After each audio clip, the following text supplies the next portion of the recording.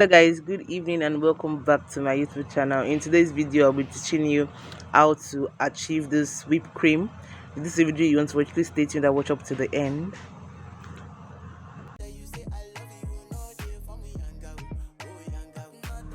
So yeah, I'm starting. I've already whipped my cream. If you want a detailed recipe on how to make your whipped cream, I have it in my videos, so I'll drop a link up here for you to watch. So yeah, I'm just coating it. This is the first layer. I'm just coating it to seal in the crumbs. That is what I am doing here basically.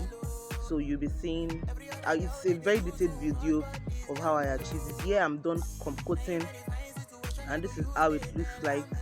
So after this, I'm just going to put it in the freezer for it to set. You can see me there cleaning the base with a tissue paper or a napkin, clean napkin. My hands are thoroughly washed, please. I sweat a lot in my palm, hence I don't wear gloves. So yeah, I've moved on to the second one, which is the square cake. This is the main tutorial. So you can see me layering my cake. So I'm just filling it. I have my chocolate at the base, followed by the red velvet, then go in with the chocolate as well, then the red velvet at the top. So that's what I am doing. You can see the red velvet is there, and you can see how the red velvet is red velvet in. It is red and lush. I have a recipe of this as well in my video on my channel, so you can watch it if you want. I'll be leaving a link to all this video in my description box, so do well to watch them. And in today's video I used a different brand of whipped cream which showed me pepper, but I was able to maneuver my way around it. So you can see me here trimming it, trying to get a straight square shape. So it will be difficult for me to, it will be easy for me to decorate. So that's what I'm doing. I did not over edit this video because I want you to get the best of it. And please ignore the, if you see any changes in the video quality. I am filming this video at 3 a.m. in the morning, 3 a.m. in the morning, and I am alone. Sure you get it. So just watch this video and understand what I'm doing, then learn one or two things, and let me know where you are watching this video from so I can give you a shout out. Yeah, so let's proceed.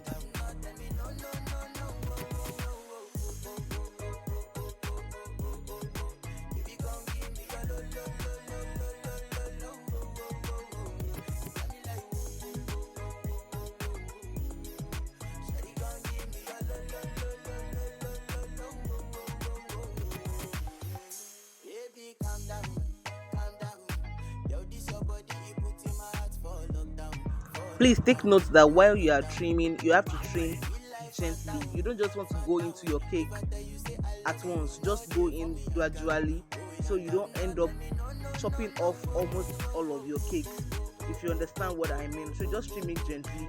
Then when you are done, you scrape it, you check the sides, go over it again if you feel there's any need for you to scrape. So that's what I'm doing here.